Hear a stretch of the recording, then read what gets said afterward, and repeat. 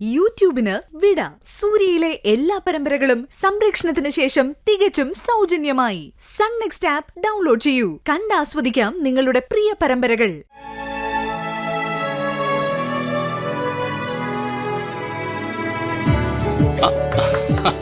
Very good.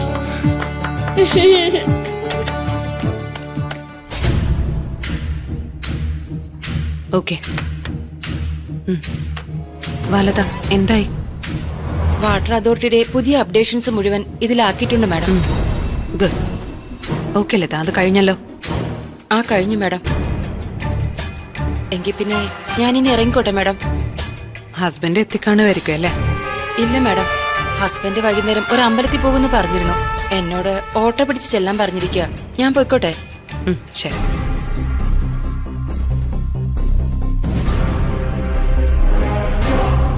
Latha വരൂ.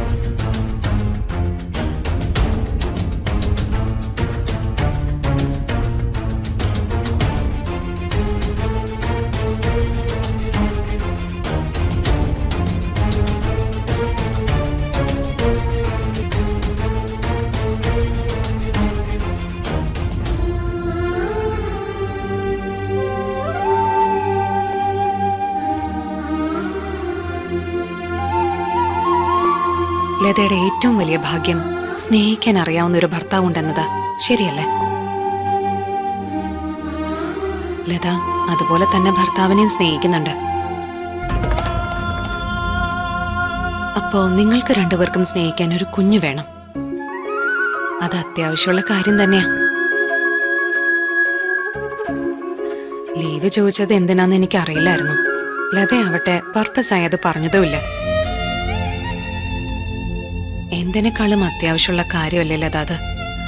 അപ്പൊ എന്നോട് പറയായിരുന്നില്ലേ ട്രീറ്റ്മെന്റിന് പോവാനാണെന്ന്? മാഡം അത് ഞാൻ മാഡം സാരമില്ല.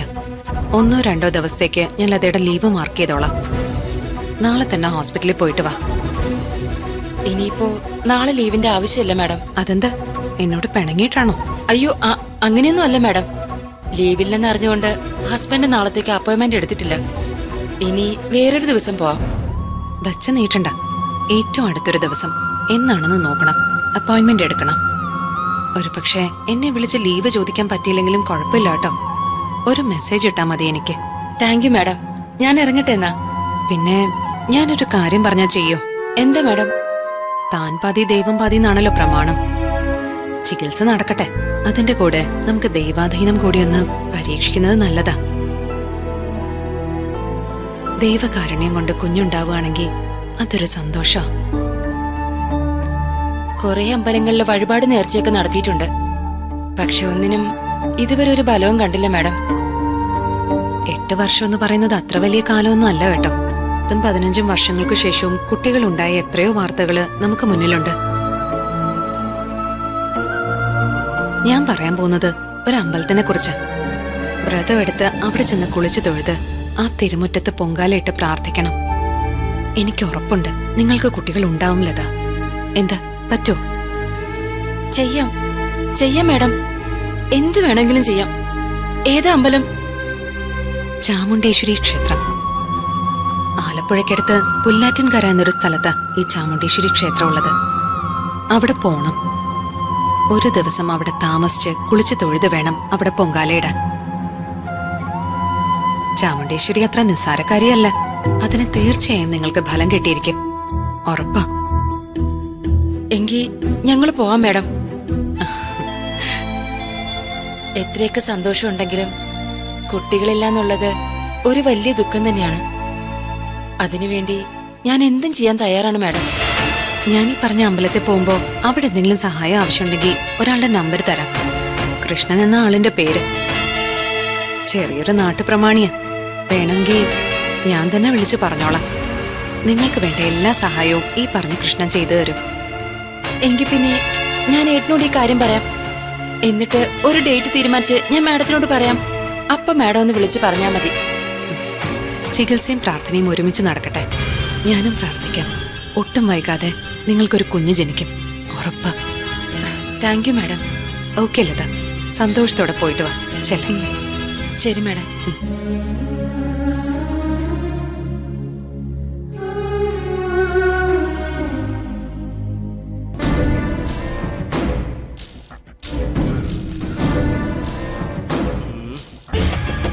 ചിറക്കര പഞ്ചായത്ത്. ആ, ഇത് പഞ്ചായത്ത് സെക്ഷൻ. ഇത് ഇവിടെ ഇരിക്കട്ടെ.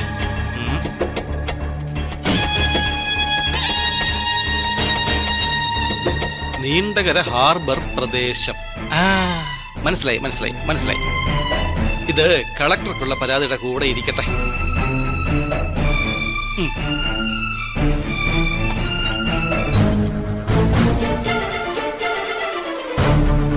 ഇത് റവന്യൂ.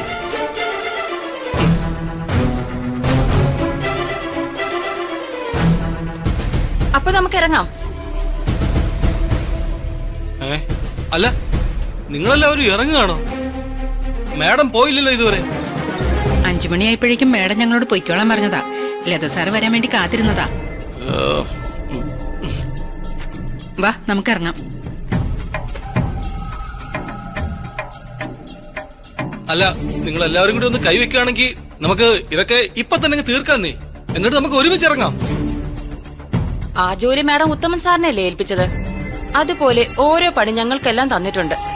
അവരവരുടെ ജോലി അവരവർ തന്നെ അങ്ങ് ചെയ്യുന്നതല്ലേ സാറേ നല്ലത്. ഞങ്ങൾ ഇറങ്ങുക. വാലേ സാറേ, നമുക്ക് പോവാം.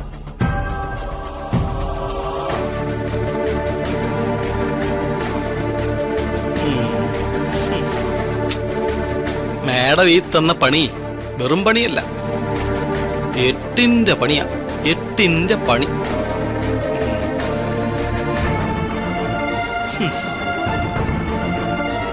കൊല്ലം മുനിസിപ്പാലിറ്റി പ്രദേശത്തെ മാലിന്യ നിർമ്മാർജ്ജന പദ്ധതിയുമായി ബന്ധപ്പെട്ട് അവന്റെ ഒരു മാലിന്യം മുനിസിപ്പാലിറ്റി കോർപ്പറേഷൻ കാര്യം ഈ പൊട്ടൻ അറിഞ്ഞില്ലേ?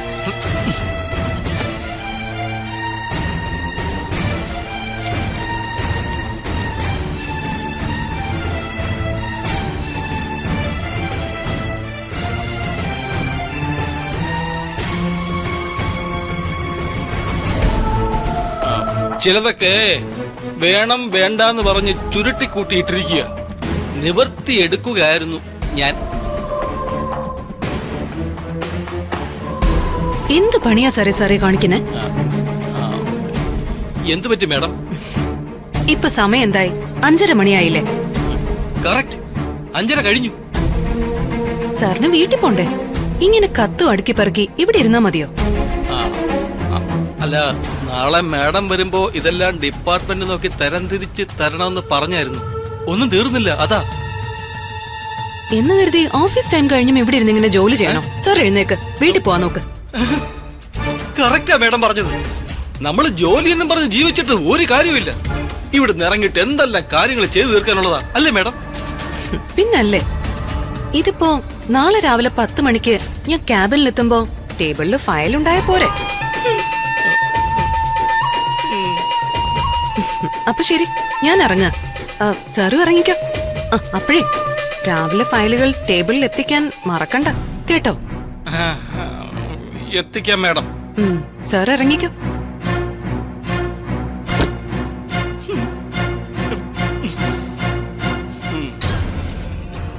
ഇതിന്ന് സെക്ഷൻ തിരിച്ച് വെച്ചിട്ട് തന്നെ ബാക്കി കാര്യം. എന്നോടാ കളി.